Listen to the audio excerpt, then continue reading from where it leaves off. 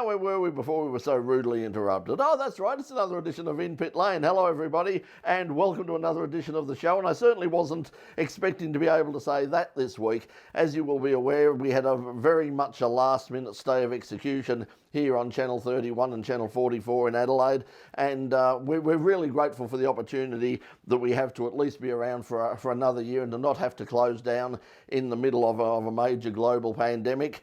Of course, as I say, it is really just a stay of execution. It's a bit like, somebody was saying, it's a bit like sort of, going to the edge of the cliff and you're just about to be pushed off and they say, no, we won't. But I tell you what, you come back in 12 months' time and you can throw yourself off the cliff. So there you go. So that's the situation we're in at the moment with Australian community television. But yeah, thank you so much to everybody who supported both Channel 31 Melbourne and 44 Adelaide. We really do appreciate it. I had so many people come up to me in all sorts of places saying how upset they were and how confused they were by the whole situation. But of course, what it means is we weren't expecting to be here this week. So, as they say in the classics, look, I'm sorry, I've got nothing prepared for you. But in just a moment, we will have an interview with Tommy Smith. Now, you might not know who Tommy Smith is, but if you've been following open wheel racing in Asia and also to an extent in New Zealand, you'd know that Tommy is a young Australian racing driver who was about to, before the global catastrophe hit, was about to head off to take up a drive in Formula Renault in Europe. Unfortunately, that hasn't happened, but what's happening instead is he's now joined, for at least the first 3 rounds, the Australian CAMS Gold Star, the Motorsport Australia Gold Star for the new S5000 category, and he's going to join us in just a moment. So once again, thank you to everybody who helped keep Channel 31 and Channel 44 on the air.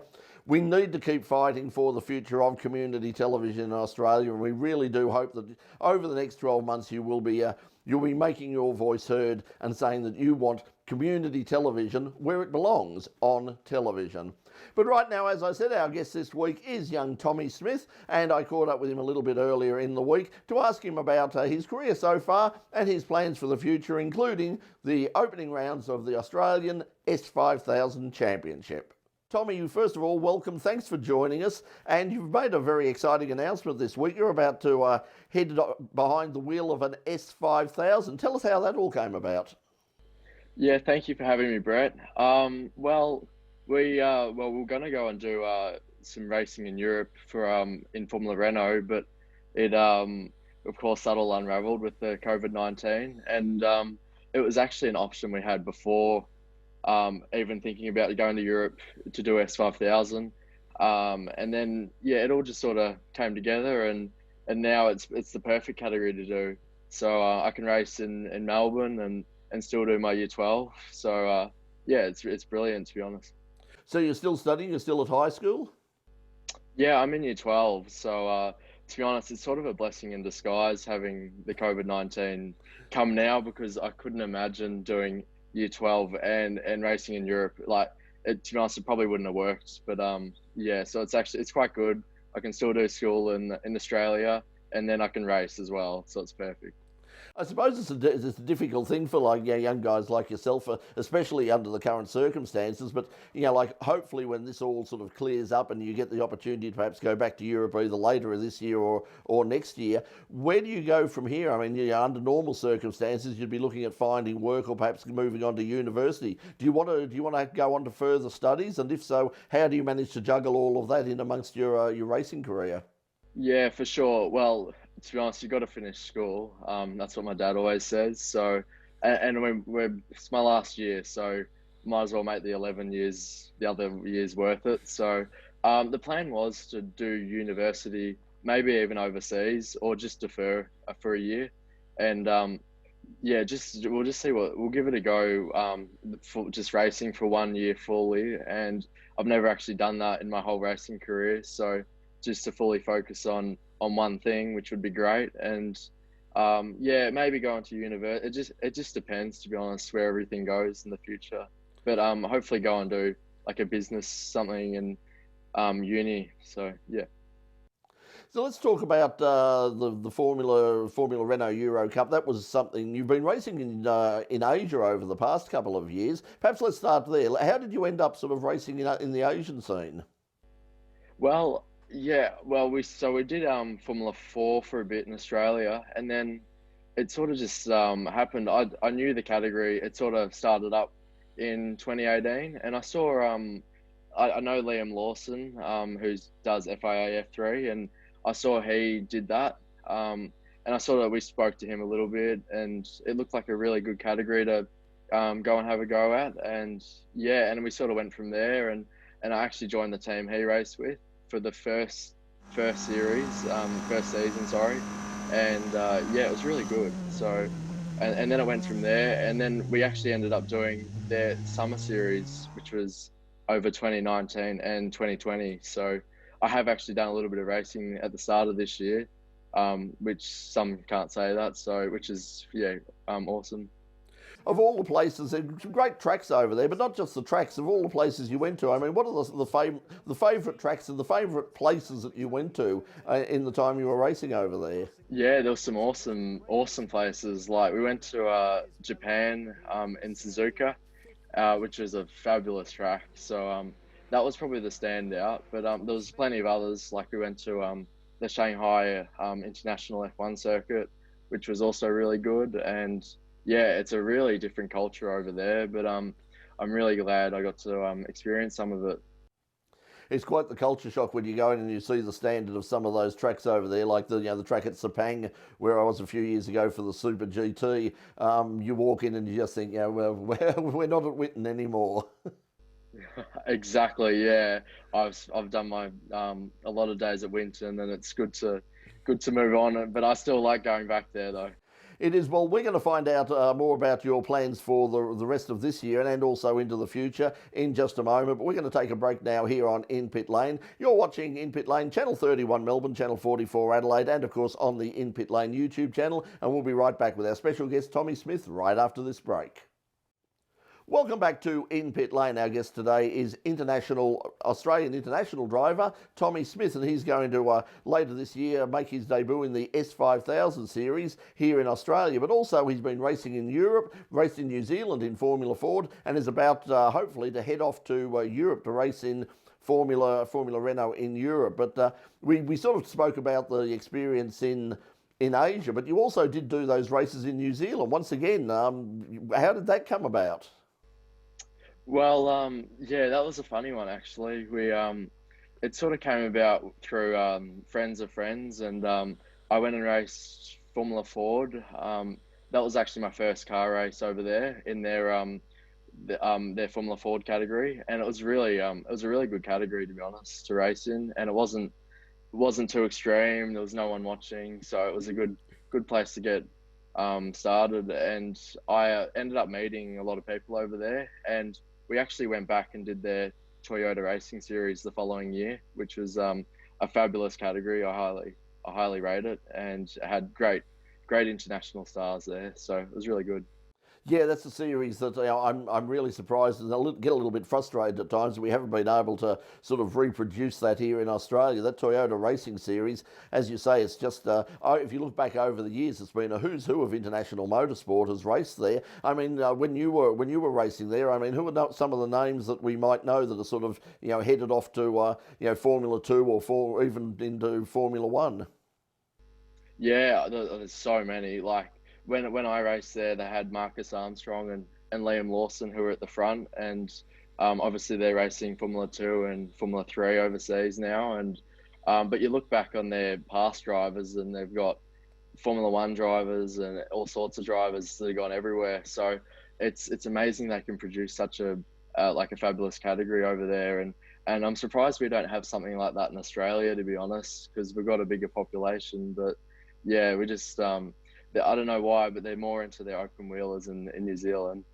They've certainly had a great deal of success. I mean, if you look at the around the world at the moment, it's a who's who of New Zealand's from New Zealanders, everybody from Scott Dixon through Earl Bamber, and going right through. And as you say, people like Liam Lawson and those sort of people who are just really they really do tend to get behind their young drivers over there too. I mean, is that a little bit frustrating for young Australian drivers like yourself when you see the support that other countries give their young drivers compared with what happens here in Australia? Yeah, it definitely is. Like they, I don't know why, but Australia just doesn't really they don't really support international drivers. But over in New Zealand, they've got like their Kiwi Driver Fund, and yeah, they throw heaps of money at young drivers and give a lot of drivers opportunities. Like I've seen a lot of drivers over in Australia who are really good drivers, but they just haven't got the opportunity to go overseas. I'm quite fortunate to have my family backing me, but which is great. So at least I get the opportunity to go overseas and give it a crack. Let's talk about opportunities overseas because before all of the COVID crisis came up, you were heading over to Europe to race Formula Renault. Tell us about that. Who were you driving for, and how did that deal come together? Yeah, well, we had a lot of thinking about it, and to be honest, it sort of came about just through talking to people, and there's so many categories over in Europe, and yeah, we took some advice on, and we were going to sign up for JD Motorsport. They're a really good team from what I've been told, and I actually did their pre-season testing over there, and uh, when the Formula One weekend was in Melbourne, so but it was all unraveling then. So I did 2 days at Valencia, and I finished in the top 10. So that was pretty cool on a track I'd never been to. And yeah, it was looking really good. And then we went to Barcelona, and they told us to leave before they shut the borders. So yeah, and now we're here, I guess. So yeah. So, what is the situation with that drive? I mean, is there any chance that you'll be able to, pick up later in the year, or have you sort of written this year off as far as Europe is concerned, and we'll give it a major crack again next year? Yeah, no, we had the opportunity to go back and race in Formula Renault because they're starting their series quite soon, and I think their first round's in Italy actually, so at Monza. But yeah, we're not going to do that this year. It's too busy. And to be honest, I got my Year 12 exams coming up at the end of the year, and it's just not going to work. So we might as well get ready for next year. And to be honest, the S5000 category should be really good to yeah, to get started in, and at least I still get to drive a car. So So, have you done any testing with the S5000 so far? yeah, I had a day at Winton like a few months ago. So yeah, before all this got out of control, and yeah, it was a really cool car. It was so much fun. Like I've been in a few cars now, and definitely takes the cake, I reckon.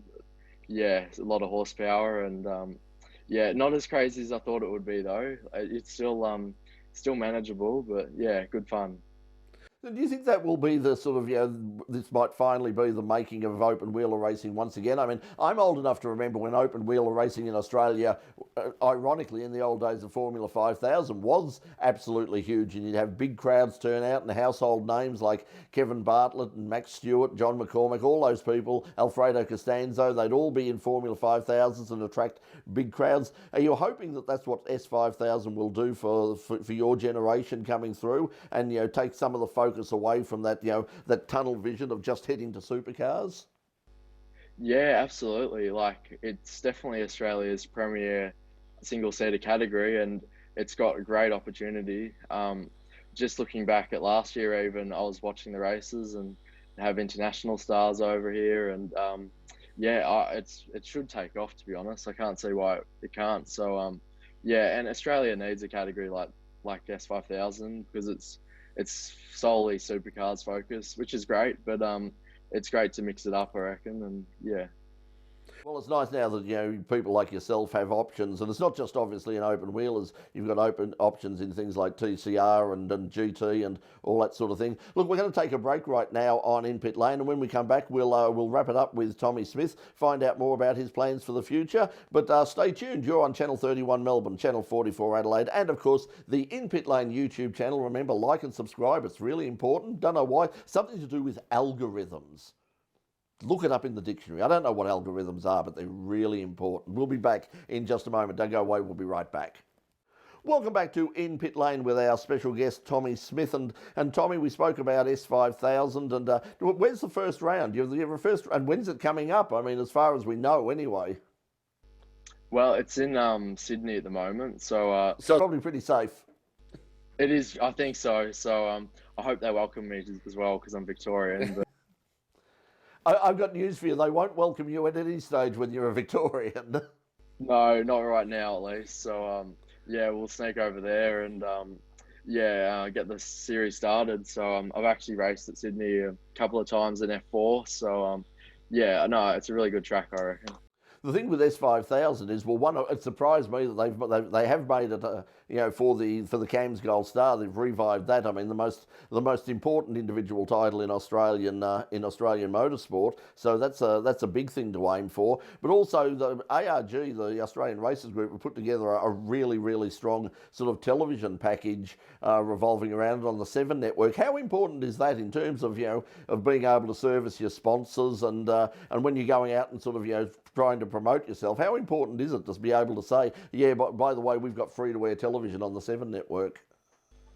Yeah, it's really important. Like you see all these categories like Formula Ford and stuff, which are fabulous categories, but they're not on TV, and it's a huge problem I reckon for drivers trying to find sponsorship because there's no one actually seeing the sponsors. So whereas if you're racing on TV, of course you can promote that and it's easier to get people on board. So it's a massive advantage. So what's the deal so far for S5000? You've signed for the first, I think it's 3 rounds, isn't it? Or are you going through and hoping to go through for the complete series? Well, I was hoping to, but it sort of clashes with my school exams once again. So at the end of the year, and I think it's Bathurst I'm missing out on as well, which is I've never been there, but I know a lot about it. But yeah, which is a bit unfortunate. But we'll just wait and see, I guess. You never know at the moment. There's things happening everywhere, so we'll just wait and see. And long term, I mean, obviously the thing is get this year out of the way, get your studies out of the way, get S5000 out of the way, and then hopefully be back in Europe next year. What are the long-term plans? I mean, are you focused on a career in Formula One, or do you have other options you're interested in? Well, definitely overseas is the goal. It's a big goal, I know, but we'll give it a crack, and you never know, you might get lucky and just get that opportunity, and yeah, we'll give it a go next year, fully focused, and hopefully get some good results, and then hopefully go up the ladder a bit more, and yeah, just see how far we can get. So what is that ladder? I mean, if you go through do well in Formula Renault, is it basically from there to Formula 3 and then Formula 2 and beyond? Yeah, exactly. That's the goal really. So you sort of get to F3 and F2, and then you'll probably know where you're going, whether it's racing or not racing, or but there's so many categories overseas. They got GTs, IndyCar, even supercars back in Australia is not a bad option. So it just depends. We'll just wait and see. But yeah.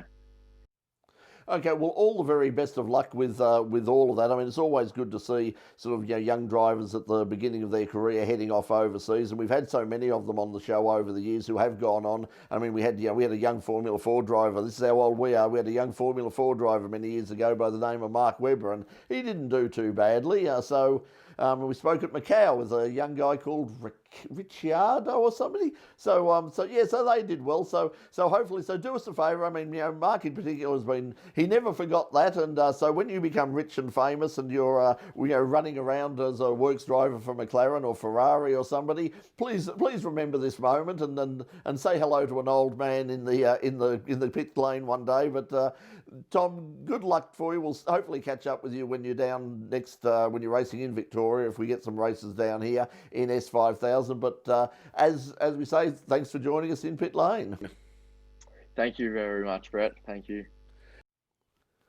Well, thanks to Tommy Smith, and good luck for his future career, both here in the S5000s for the rest of the year, but of course when he gets back to Europe and Formula Renault, and hopefully beyond there. It's great to see a lot of young drivers in Australia now who are making that decision to head off overseas. And unless your focus is supercars in Australia, obviously, like getting overseas as young and as quickly as possible seems to be the formula to make a career, an international career, work.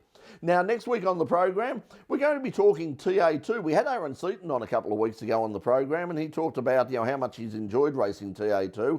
Well, there's actually two TA2 series in Australia. The man behind one of them is Craig Denyer. Craig's been around a long, long time in Australian motorsport, running various categories, and we'll be asking him all about his particular version of TA2, how it compares with the ARG version, what differences or similarities there might be, and how that's all happened. So he will be joining us next week on the program. And TA2, if you like big, loud, noisy V8 sedans, then TA2 could be a really good alternative to the traditional supercars.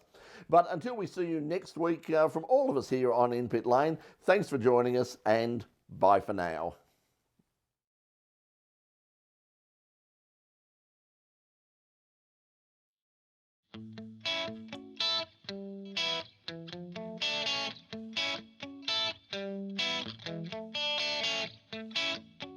You're nice and all, but we don't have that much in common. And to be honest, there's a dozen locations I'd rather be at the least. But in the meantime, I will do my best to enjoy your company.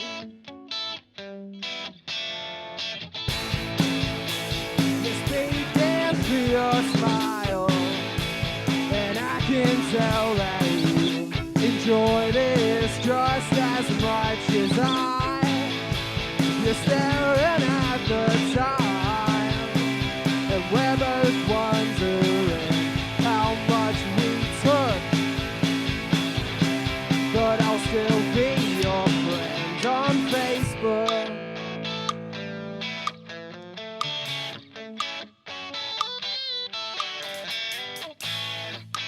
How's the coffee? Our conversation summarized in question. Did I mention what it is I've been up to? Oh, I have. Well, I'm glad you've been well too. Yeah, the beans here, oh, they're pretty good. You're speaking through your smile, and I can tell that you enjoy this just as much as I. You're staring at the time, and we're both wondering how much we took. But I'll still be your friend on Facebook, and I'm glad I got to see you, though I feel we haven't really missed that much. And we will both agree half-heartedly to increase the frequency that we catch up, and we simply must. I guess I'll see you in another 12 months.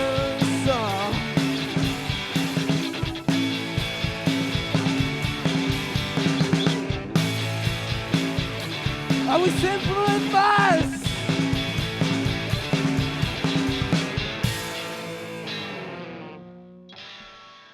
Hope you enjoyed that episode of In Pit Lane. If you'd like to subscribe for and find out more about In Pit Lane and get access to our latest content, like and subscribe. Just click the notification bell too. That way, whenever we upload something new, you'll be the first to hear about it. Well, you won't be the first. I mean, I will technically be the first to hear about it, or at least I hope so.